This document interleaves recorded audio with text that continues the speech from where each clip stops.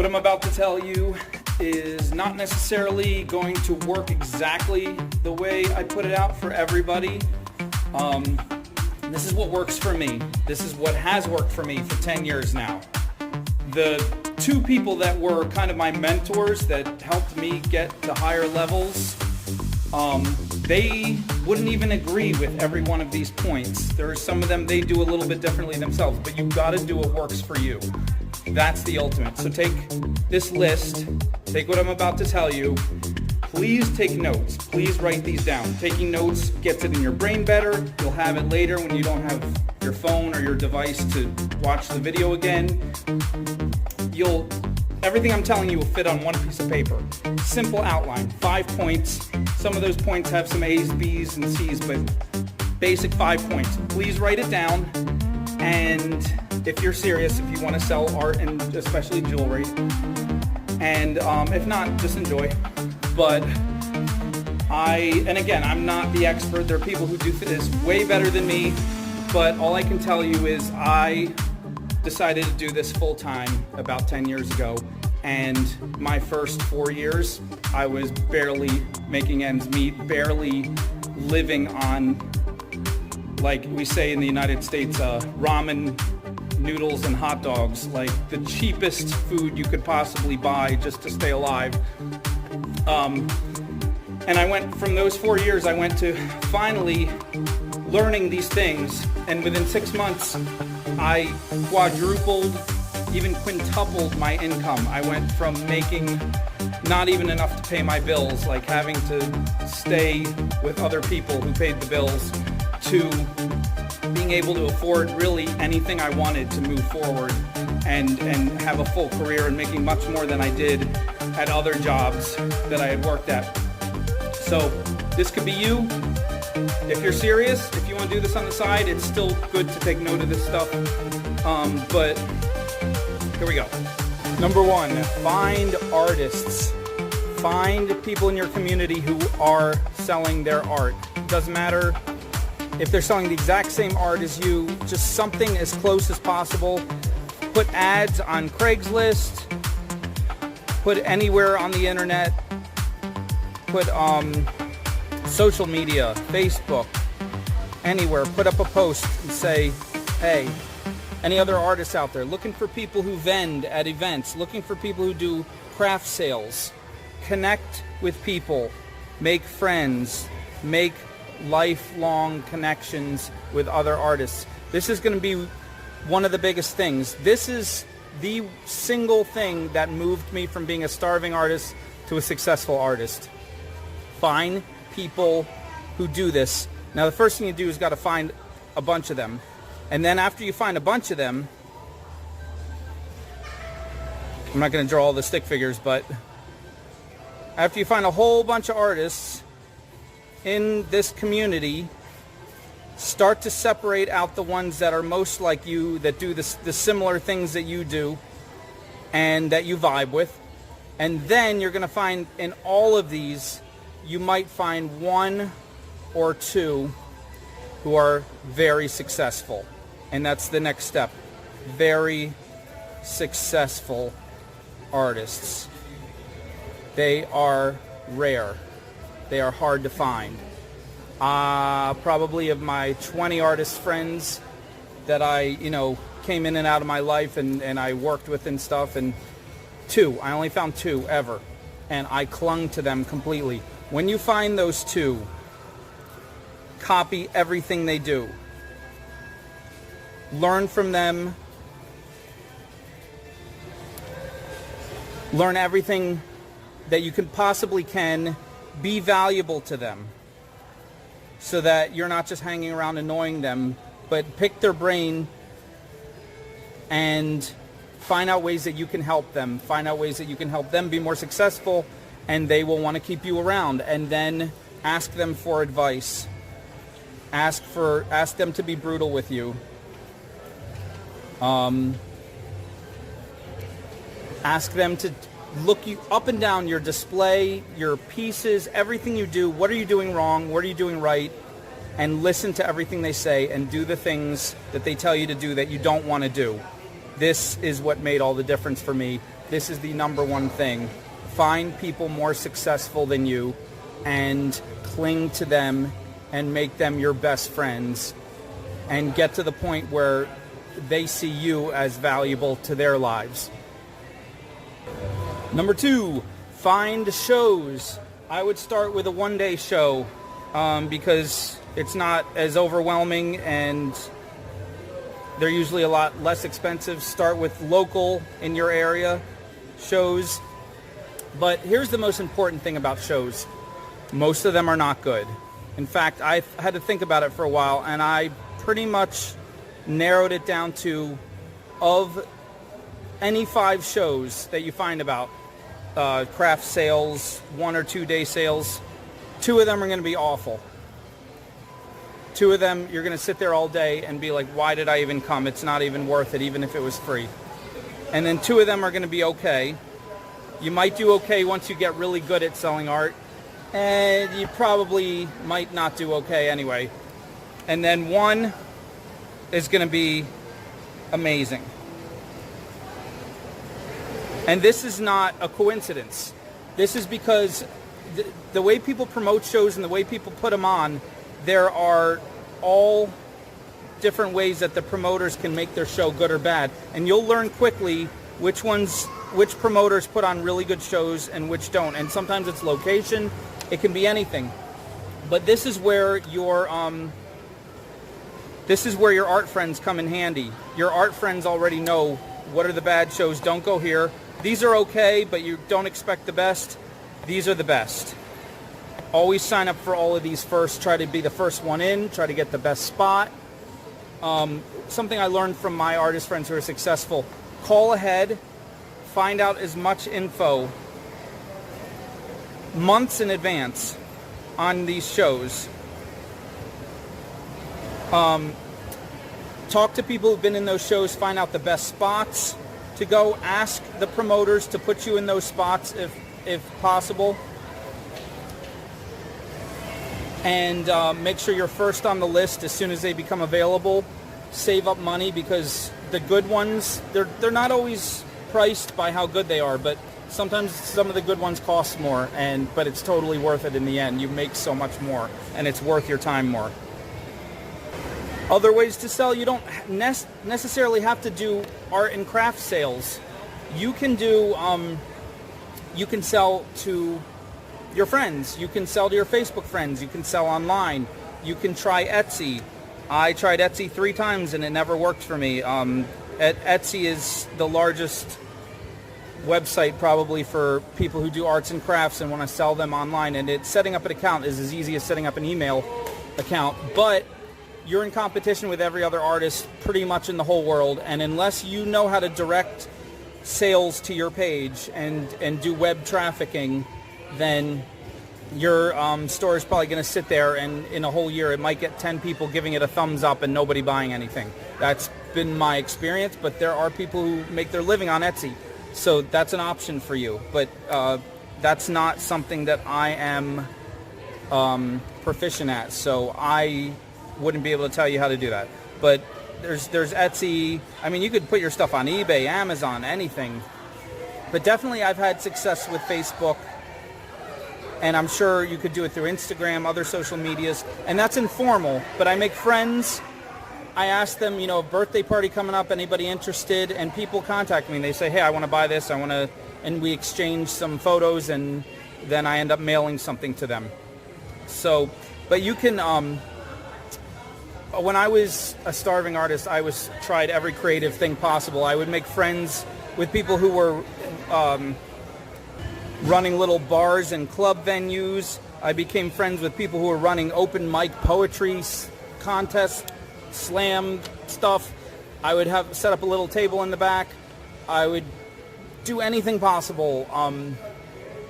There's one time I was friends with these women who were teachers at a daycare, and they invited me to literally set up a table in their daycare once every other week when everyone got paid, and all the teachers would come around and buy stuff.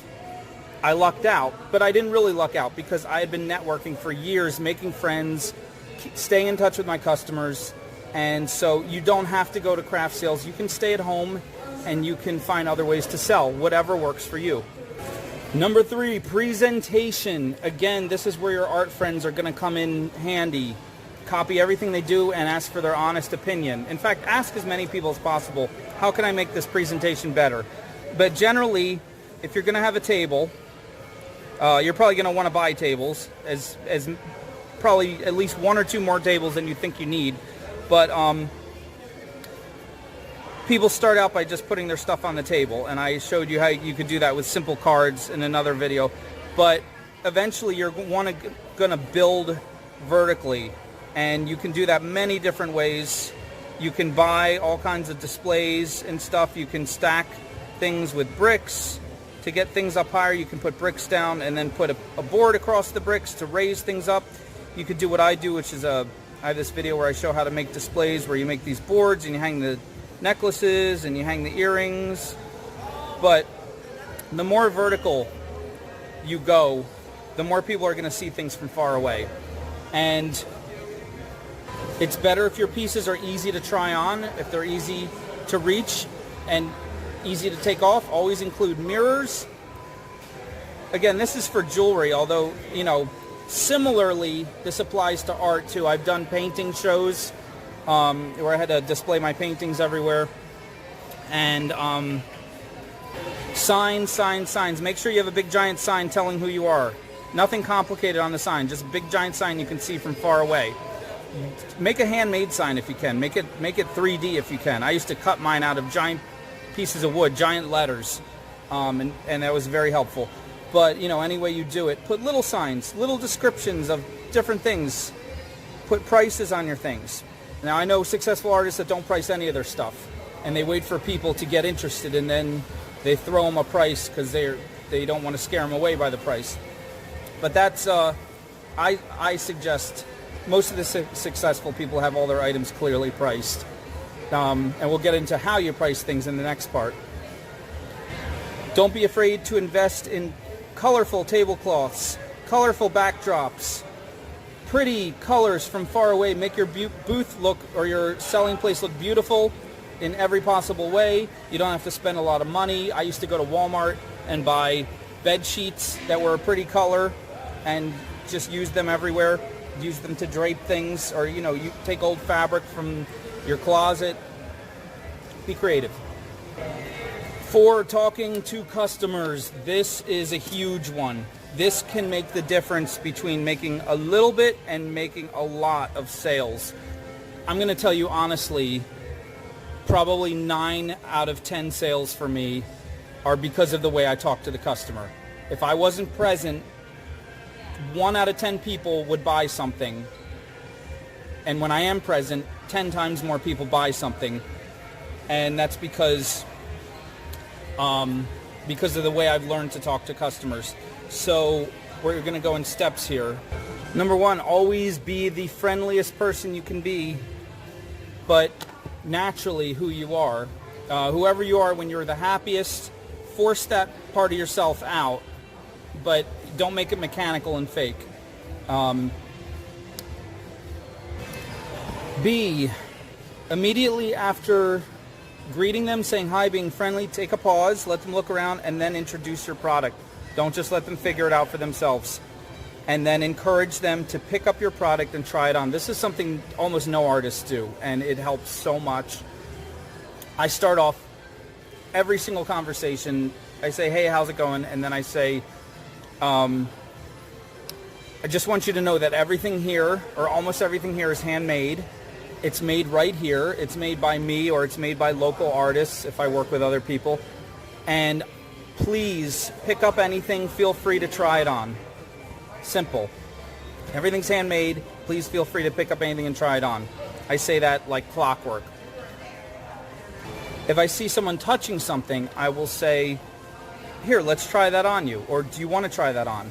And they're often shy or no, and I'll take it right off and start to put it on them if you want to be that bold. If you can do it in a friendly way that doesn't feel threatening.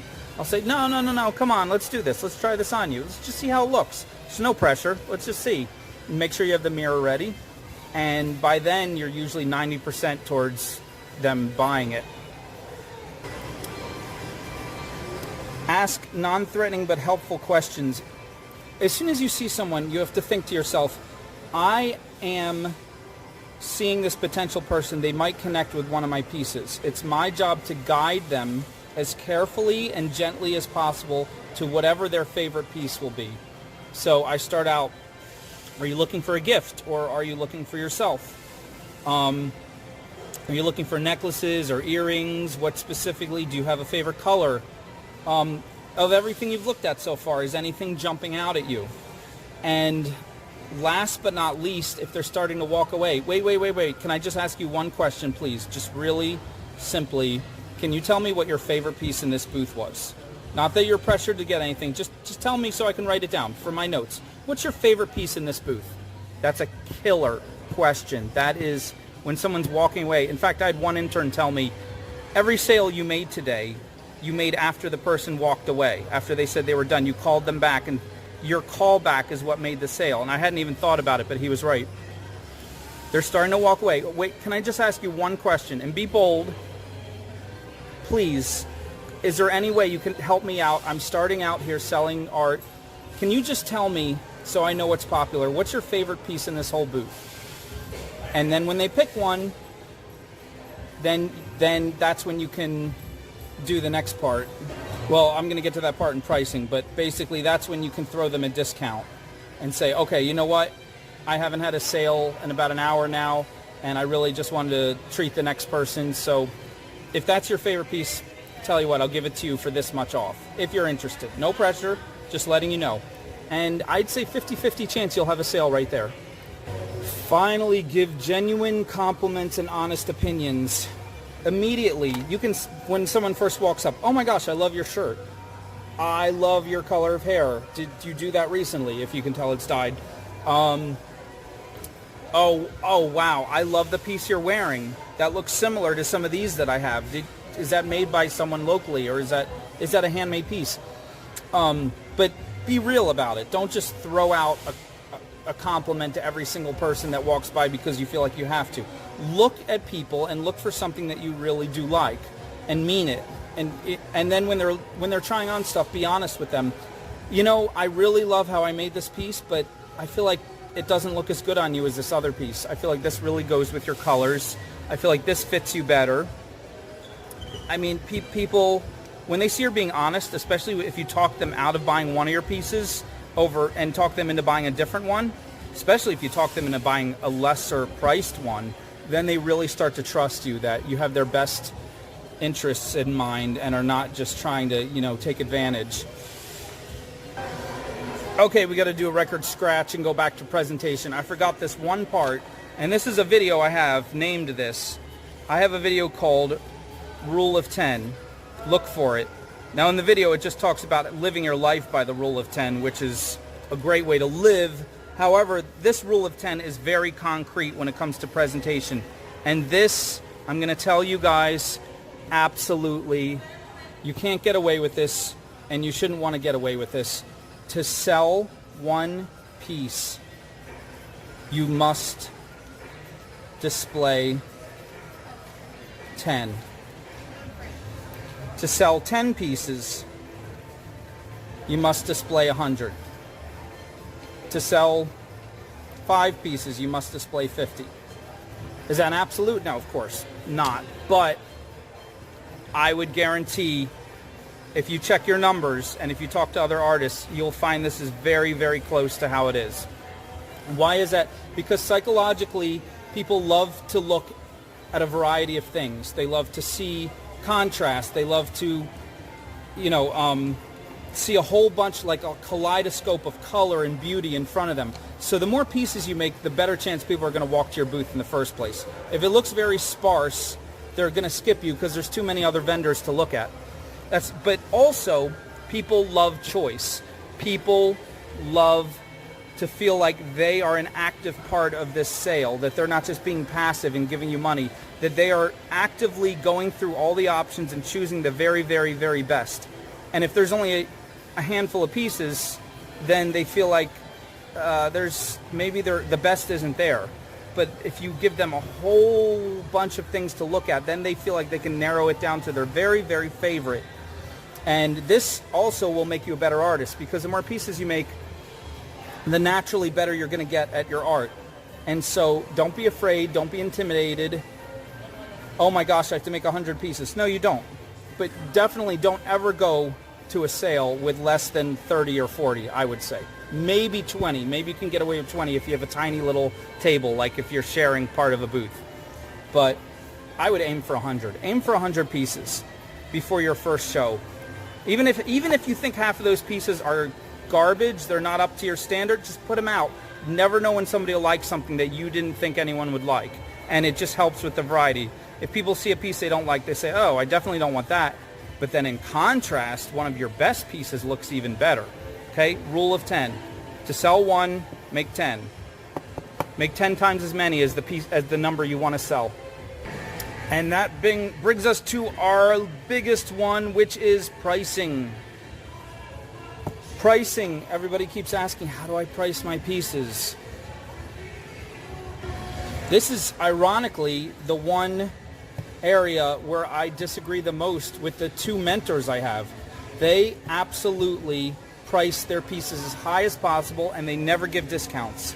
But they have ruthless confidence that people will buy their pieces. They have a product that they believe is the best of the best and they believe it'll sell itself. If you have that kind of confidence, go for it. Me, I'm a little too experimental. I'm always trying new things. I don't know if people will like them, but I know it keeps me excited about art to keep experimenting. So therefore, I take a different route. And so I'm going to tell you my route. This is not the only way to go, but this is my route. A, find out what your competition, people make the exact same pieces, similar to yours, are charging. And then make your prices lower. Lower than your competition. How much lower? We're going to get to that right now. B, have a range. And believe it or not, this is how all retailers work. All retailers, they do this. They say, what's the most I could possibly get and what's the lowest? Camera cut out, guys. I am so sorry about that. It doesn't beep or let me know or anything. It just, all of a sudden I look at it and it's not recording. And I have to go back and figure out where it cut out. Anyway, so pricing lower than your competition, have a range in mind. This is what I started to draw and explain that the camera didn't catch. This is the most important part of pricing in the way I do it. Here's where your competition charges. Go a little bit lower and make that your highest price. Then go down to the least that you could possibly, oh good, it's still recording. The least that you could possibly let it go for where you're not going to feel bad. You're like, I would have liked to get more, but I still feel really good that I got this much for it. Now down here, this is how much, if you just got your money back for what you paid for the materials, that would not feel good because then all your effort went for nothing. So this is the lowest you want to go. But then in this range, you have a lot of freedom to play. And the way that you play is you give people discounts to help increase sales.